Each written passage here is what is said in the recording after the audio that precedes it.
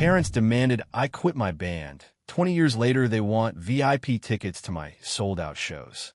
My phone was vibrating itself off the folding table in our green room, skittering over empty water bottles and a Sharpie someone had used to write set list on my wrist. I snatched it up with one hand while the other was still half-taping a cable to the floor, and I saw my mother's name light up the screen like a flare. I shouldn't have answered. I knew that. I could hear the crowd through the cinder block walls, this low, hungry roar that builds before the lights go down, and my drummer was counting off patterns on his knees like he was trying to keep his heart from jumping out of his chest. But I answered anyway, because for some reason I still fall for the same trap. Maybe this time it'll be normal. Hi, I said, forcing my voice into something steady, because my throat had already gone tight. She didn't say hi back. She didn't ask if I was okay. She didn't even pretend she was calling to wish me luck. "How many VIP passes do you get?" she asked, like she was ordering takeaway. I blinked, staring at the peeling paint on the wall because I couldn't look at my bandmates and say, "My mother is doing this right now." "What? VIP?" she repeated, louder like I was hard of hearing. "Your father said you're sold out. So obviously you have VIP tickets. We need 8. Behind me, our tour manager, Callum, was shouting something about a missing guitar stand. Someone knocked on the door. 2 quick knocks, the universal language of 5 minutes. My stomach turned. "Mom," I said carefully, "I don't have 8 VIP passes." "Yes, you do," she said immediately. "Don't start lying. Your cousin Salma said the singer from that other band got VIP last month." "That other band is on a different contract," I said, and my voice came out sharper than I meant. I tried to soften it. "I can put you and Dad on the guest list, too. That's what I can do." There was a pause, and I could already hear the outrage loading like a gun. "So you're embarrassed of us," she snapped. "You can invite strangers, but not your own family. We already told people. Your Auntie Lena is coming. She bought a new dress. You want her to stand outside like a fool." My hand started shaking. Not from stage nerves. Those were familiar, almost friendly now. This was different. This was the old shaking, the one that starts in the chest and crawls into your fingers, the one that means you're about to get yanked back into being 17 in a hallway with a backpack and a dream you're not allowed to have. "It's not about embarrassment," I said, trying to keep my voice low, because the walls felt thin and I didn't want the band to hear my mother accusing me of being ashamed 5 minutes before we walked on stage. "There are rules. There's security. There's capacity. I can't just—" "You always have an excuse," she cut in. "Always. When it's for you, there are no rules. When it's for us, suddenly you're powerless." I swallowed hard and looked down at my wrist where the sharp letters were smudging. INTRO/track2/3/ballad/encore. I could feel sweat under my collar. The room smelled like warm amps and deodorant and nerves. I hadn't even done the show yet, and I already felt like I'd run a mile. "Mom," I said, and I hated how my voice cracked. "I'm about to go on. I can't do this right now." "Of course," she said, dripping contempt. "The band. Always the band. You never grew up." And there it was, the sentence she's been throwing at me in different forms for 2 decades, dressed up as concern, as disappointment, as truth. I closed my eyes for 1 second, just one, like I could squeeze a different mother out of the darkness. "I'll call you after," I said. "I'm putting you and Dad on the guest list. That's it." Her laugh was sharp and small. "Don't bother," she snapped. "If you can't treat us properly, we won't come." The line went dead. For a second, I just stood there staring at my screen, thumb hovering over nothing, like I could rewind the conversation if I pressed hard enough. Then Callum appeared in the doorway, face pinched, and said, "You good?" 2 minutes. I forced air into my lungs and nodded too fast. "Yeah," I lied. "Yeah, I'm good." I wasn't good. I was 20 years old again in my parents' kitchen, standing on the cold tile, while my father held my guitar case like it was a suitcase full of drugs. It was 2005 when they demanded I quit, back when my band was 4 teenagers in a borrowed van, and the kind of hope that makes you stupid. We weren't famous. We weren't even good yet. Not in the way I hear it now, when we lock in on stage and a whole room moves together like one organism. We were loud and earnest and convinced that if we played hard enough, something would crack open in the world and make space for us. We played VFW halls and sketchy bars that would let underage kids perform if we promised to leave right after. I come home smelling like smoke and sweat and cheap pizza, ears ringing, heart exploding with this feeling I didn't have a word for yet. This is where I'm supposed to be. My parents didn't have that word either. They had words like waste, phase, nonsense, and the classic, "Do you think music will pay your bills?" They weren't monsters. That's the thing that complicates it. They worked hard. They worried. They had immigrated with nothing and built a life out of schedules and rules and sheer stubborn effort. My father measured security the way some people measure love. My mother measured respect. In their world, you were respected if you became something they could point to without flinching. Doctor, engineer, lawyer, good job. In their world, musicians were either rich and sinful or poor and pathetic. There was no middle. There was no normal. I try to keep the band separate at first. I do my chores. I get decent grades. I go to family weddings and stand in the corner while aunties asked if I had a girlfriend and uncles asked what I was studying. Then I'd sneak out to practice in our bassist garage and feel like I could breathe again. But secrets have a way of getting found, especially in families that treat privacy like a personal insult. One night, I came home late after a gig. We'd opened for a local act, and for the first time, strangers had clapped for us. Not polite clapping, real clapping. Someone had shouted our band name. I was floating all the way down my street, guitar on my back like it weighed nothing. My father was waiting in the lounge room with the lights off. That's how you know you're in trouble. When a parent sits in darkness like they're auditioning for a crime show. He didn't yell right away. He did that calm voice that meant the yelling was being stored for later. "Where were you?" he asked. I said the dumbest thing possible. Out. My mother appeared in the hallway behind him. Arms crossed, face already tight. "Don't play games," she said. "We know." They'd found the flyer. Someone had posted it online. Our band name, a grainy photo of us, live Friday. My cousin had seen it and thought it was hilarious and had sent it to my mother like gossip. "Look at your son. He's in a band." Like it was cute. My father stood up and held out his hand. "Give me the guitar," he said. "What?" I laughed because my brain thought he was joking. "No, give it," he repeated, voice hardening. "Now." I remember the cold settling in my stomach. "Why?" I asked like I didn't know. "Because you're not doing this," my mother said, and her voice had that tone she used when the decision was already made. "Not under our roof. Not while you are in school. Not while we are paying for everything. It's just music," I said, and even as I said it I knew that was the wrong argument, because to me it wasn't just anything. It was the only thing that made me feel like myself. My father stepped closer. "You want to waste your life? Fine. Waste it when you can afford it," he said. "You want to be a musician? That's what people do when they have no brain." That sentence lodged in me like a splinter. No brain. Like the hours I spent writing lyrics, learning chords, practicing until my fingers bled, were proof of stupidity instead of devotion. My mother's face softened for half a second, just enough to pretend this was about love. "You can play at home," she said. "In your room. Quietly. For fun. But no more band. No more late nights. No more bars. That's not." I started, and my voice rose despite me trying to keep it controlled. "That's not the same." My father reached for the strap on my guitar case. I jerked back on instinct. "Don't touch it," I snapped. The next part is the part one hate remembering, because it makes me feel small all over again. He grabbed the case anyway. I grabbed it back. We tugged like it was a toy and not the thing I'd pour my whole identity into. My mother shouted my name. My little sibling stood on the stairs watching with huge eyes. And my father, finally, exploded. "Enough. You quit. Now." Then he said the sentence that ended my teenage life. "If you don't quit, you can leave." I wish I could say I stood tall and chose the band and stormed out into the night like some movie. I didn't. I was 17. I was terrified. I didn't have money. I didn't have a place to go. And my parents knew it. So I quit. Not gracefully. Not with closure. I texted my bandmates from my bed with my hand shaking. "I can't do it anymore. I'm sorry." Our drummer called me 3 times, and I didn't answer because I didn't know how to explain that my parents had just threatened to cut me off like a limb. For weeks after, My guitar sat in the corner of my room like a corpse. My father didn't apologize.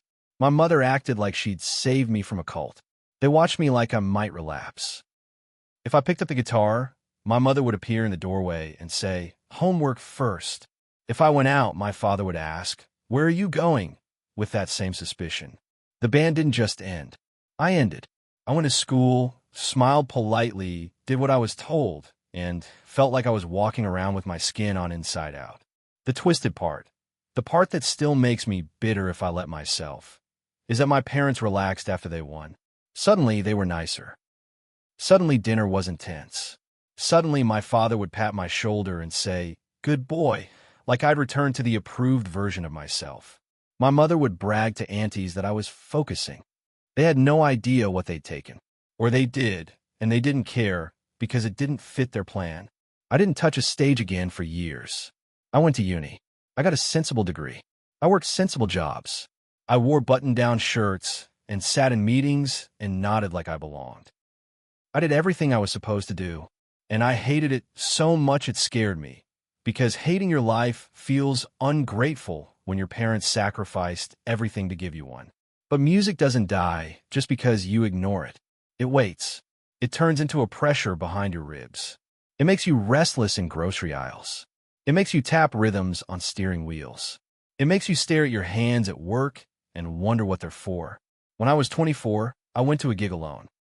Just to see, I told myself. The band was local, nobody famous. The venue was small and sweaty and smelled like beer and electricity. And the moment the first chord hit, my whole body reacted like it recognized home. I stood there in the crowd with my heart pounding and thought, I can't live like this. I can't. That night, I dubbed my guitar out from my closet. The case still had a sticker from our old band name. Faded, cracked. My fingers were stiff at first. The calluses were gone. But the muscle memory came back faster than I expected, like my hands had been waiting too. I started writing again in secret. I'd play softly late at night, so no one would hear if I was visiting my parents. I recorded little demos on my laptop like I was committing a crime. Then I met people, musicians, real ones, adults with jobs and rent and still, somehow bands. People who weren't waiting for permission. People who made music because they had to. I joined a new band at 26. We played tiny shows. We were bad. We got better. We changed our sound. We fought and made up. We got a little following. A song of ours got picked up by a playlist. Then another. Then a blog wrote about us like we mattered. Then suddenly we weren't just playing to 12 bored people at a bar. We were selling out little rooms. Then bigger rooms. Then festivals. Then a tour bus that smelled like feet and dreams. The first time I saw my face on a poster in a city that wasn't home, I cried in a petrol station bathroom because it felt like my 17-year-old self finally got to exhale. I didn't tell my parents at first. Not really. I'd mention a show like it was casual. My mother would say, "Be careful," like it was a hobby involving knives. My father would change the subject. When the band started making real money, I still didn't tell them how much. When I quit my corporate job to do music full-time, I told my parents I was freelancing because I couldn't bear the lecture. The first time my mother saw me on TV, just a small performance clip. She called me immediately, voice high with panic. "What are you doing?" she demanded. "Why are you on television?" I laughed because the absurdity hit me. I dreamed of this, and my mother's first reaction was fear. "It's my band," I said. She went quiet, and then she said like it was a diagnosis, "This is still happening." Still happening. Like it was a rash. Over time, as the band grew, their reaction shifted. Not into support exactly. More like opportunism. My mother started telling relatives, "My child is in music," with this vague pride that didn't include details. My father would pretend he always knew I was talented, which made my jaw ache from clenching. They never apologized for making me quit. They never acknowledged the years I lost. They just adjusted the story like they always do so they could stand next to my success without admitting they tried to kill it. Which brings us back to tonight. The sold-out hometown show. The biggest venue we'd ever played here. The one I'd both dreamed of and dreaded, because nothing makes old wounds itch like going home. Callum popped his head in again. "We need the final guest list now," he said. "Security's locking it." I stared at him, phone still in my hand like a weapon. Okay, I said, voice hollow. Yeah. My bandmates were doing their own pre-show rituals, stretching fingers, sipping tea, pacing. Nobody asked about my face, probably because they've learned that sometimes I look like this before hometown gigs, like I'm bracing for a car crash I can already hear. I walked out into the hallway, away from the noise, and pulled up the guest list spreadsheet Callum had shared. My cursor hovered over the blank slots. I could type my parents' names. 2 passes. Done. Simple. But my chest was tight with something that wasn't logistical. It was emotional math. How many times do I let them take from me before I stop offering? I didn't put them on the list right away. I just stood there in the corridor where the walls were covered in old gig posters and the floor smelled like spilt beer and mop water, and I stared at the blinking cursor like it was asking me who I wanted to be now. Because the truth is, this wasn't about tickets. It never was. It was about the fact that they demanded I quit when it was inconvenient and embarrassing, and now they wanted VIP access when it was impressive. They wanted the photo with the lanyard. They wanted to sit in the nice section and tell people, that's my kid, without ever saying, I told them to stop. My phone buzzed again. A text this time. From my father. Your mother says you are refusing. Don't shame us. Put us VIP. We are your parents. My throat burned. I could practically hear his voice, flat, authoritative, like parenthood was a title you could use to override any boundary.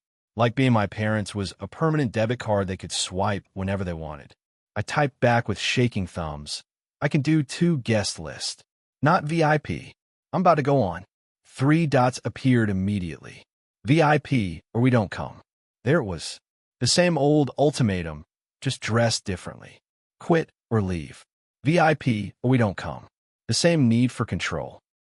My hands went cold, and something in me, something tired and older and done, finally said, okay. I typed, okay. Then I put 2 names on the guest list anyway. Not because I was obeying the threat, because I didn't want to be like them. I didn't want to weaponize access. I wanted them to have a choice that wasn't controlled by their pride. I wanted to be able to say, honestly, I offered. You decided. I hit save, sent it to Callum. Then I turned my phone off. When we walked on stage, the roar hit me in the chest like a physical thing. Lights, heat, the first chord vibrating up through the soles of my shoes. For the first song, my body did what it always does. It took over. Muscle memory, instinct, adrenaline. The crowd sang back words I'd written in tiny apartments at 2 a.m. when I thought nobody cared. People screamed my name. People cried. People held up phones like little stars. And still, between songs, my eyes kept flicking toward the side sections where my parents would be if they were there. I told myself not to. I told myself it didn't matter. I told myself I wasn't 17 anymore. Halfway through the set, during a quieter song, I finally saw them. They weren't in VIP. They were in general standing, near the back, slightly off to the side, like they didn't want to be too close to the chaos. My mother stood stiffly with her bag, clutched against her body. My father had his arms crossed, jaw set. They looked like they were attending a meeting, not a concert. But they were there. My throat tightened, so suddenly I almost missed a lyric. I recovered because I've learned how to recover. I finished the song. The crowd cheered. I smiled. My hand shook anyway. During the break before the encore, I stood backstage, gulping water, chest heaving, sweat running down my spine, and Callum leaned in and said, "Your parents are asking for backstage." I laughed. I couldn't help it. It came out like a bark. Of course they are. They're at the side door, he said, looking sympathetic in that way people do when they're trying not to get involved in your family mess, but they can't pretend they don't see it. Security said they're making a scene. My stomach churned. Of course they were. They couldn't just attend. They had to test the boundary. They had to prove they could still demand. I wiped my face with a towel and stared at myself in the cracked mirror. Eyes bright, hair damp, cheeks flushed, the person I'd fought so hard to become. Okay, I said quietly. I'll go. The side door was down a narrow hallway that smelled like dumpsters and disinfectant. A security guard stood there looking bored but tense, arms slightly out like he'd been trained to block bodies. My mother's voice was echoing down the corridor before I even saw her. "He is our son," she was saying sharply. "We are not strangers." When she saw me, her face lit up with relief and indignation at the same time. "There you are," she snapped, like I'd been hiding from her instead of performing. "Why are they treating us like this?" My father stepped forward, eyes flicking over me like he was inspecting if I looked respectable. "We need to come backstage," he said, like it was an order. I could feel my heartbeat in my throat. I forced my voice to stay calm. "No," I said. My mother's mouth dropped open. "What do you mean, no?" "I mean, no," I repeated, and my hands were trembling, but my voice didn't. That felt like a miracle. "Backstage is for crew and guests with passes. You want a VIP. I offered guest list. You came. That's good. But backstage isn't happening." My father's eyes narrowed. "So now you punish us." "I'm not punishing you," I said, and my throat burned. "I'm setting a boundary." My mother's face twisted like she tasted something bitter. "Boundary," she scoffed. "You learned these American words, and now you use them against your parents." I laughed softly, not because it was funny, but because the absurdity was suffocating. "You threatened to not come unless you got VIP, I said. "That's not love. That's control." My father's jaw tightened. "We are your parents," he said again, like he was pressing the same button hoping it would work. "And you were my parents when you told me to quit," I said, and the words came out before I could stop them. They hung in the hallway like smoke. The security guard shifted slightly, pretending not to listen. My mother's eyes flashed. "That was different," she snapped immediately. "We were protecting you." "You weren't protecting me," I said, and my voice shook now despite my effort. "You were protecting your idea of what I should be. And you did it by taking the thing I loved and making it shameful." My mother's face went rigid. "Don't talk like that," she hissed. "Not here." "Why not?" I asked, and my hands lifted slightly, palms open like my body didn't know what to do with the feelings. "Because people might hear? Because it makes you look bad?" My father's eyes flicked away, just for a second. Then he said, quieter, "We didn't know you would succeed." That sentence landed like a slap. Not an apology. Not regret. Just we didn't think you'd win. Like success was the only thing that would justify my passion. I stared at him, chest tight. "So, if I hadn't," I said slowly, "you'd feel right." My father didn't answer. My mother stepped in, voice rising again, desperate to regain control. "We came," she said. "We are here. Isn't that enough? Now let us backstage. We want a photo. We want to meet the people. Everyone will ask." "There it is," I said, and my voice came out hoarse. "You want proof. You want the picture. You want the story." My mother's eyes filled with anger. Maybe with something else underneath, but anger was easier for her. "You're so ungrateful," she said. "After everything we did." "I am grateful," I snapped, and the snap shocked me because I rarely let myself talk to them like that. "I'm grateful you fed me and housed me and worked hard. I'm grateful you did your best. But I'm also allowed to be hurt. Both things can exist." My father took a step closer, lowering his voice in that way that used to scare me. "Don't embarrass us," he warned. I inhaled slow, forcing my lungs to obey. Then I said the thing I'd never dared say at 17. "You can't embarrass someone who isn't ashamed."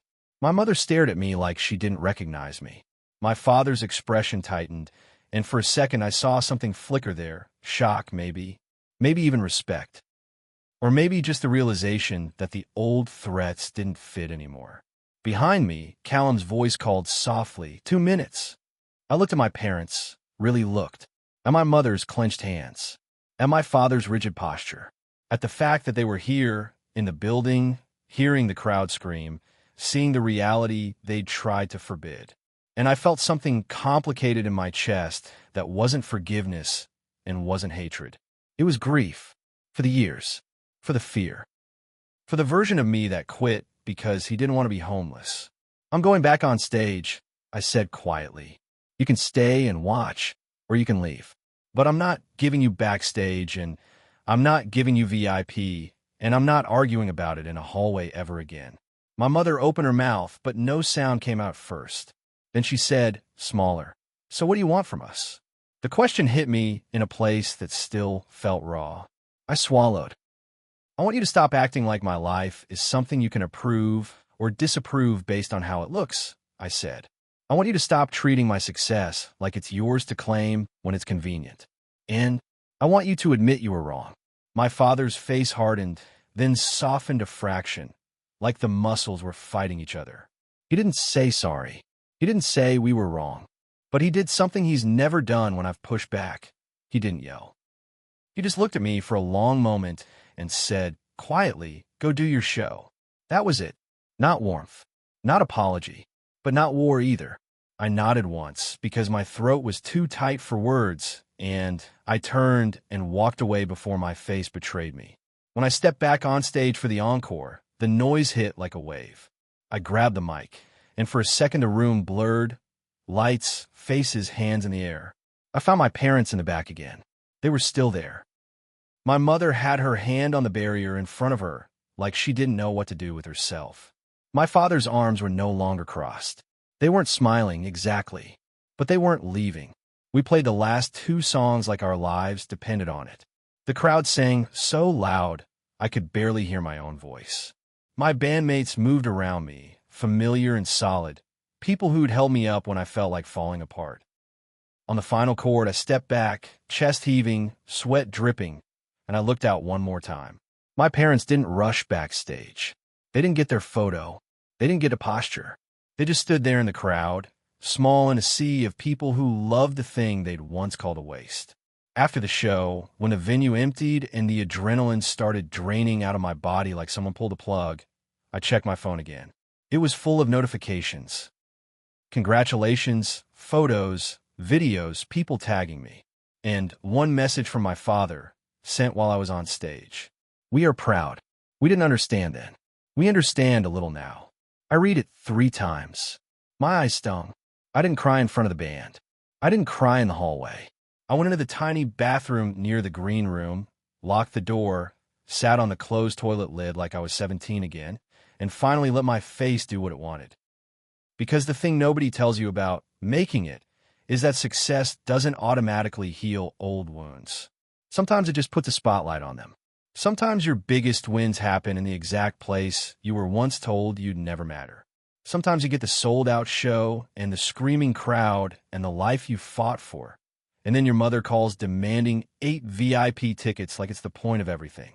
But tonight, for the first time, I didn't fold. I didn't beg. I didn't shrink myself to keep the peace. I played my show, and I held my boundary, and I let them sit in the same crowd as everyone else. No special treatment, no curated story, just the truth, loud enough to shake the walls. And weirdly, that felt like the real encore.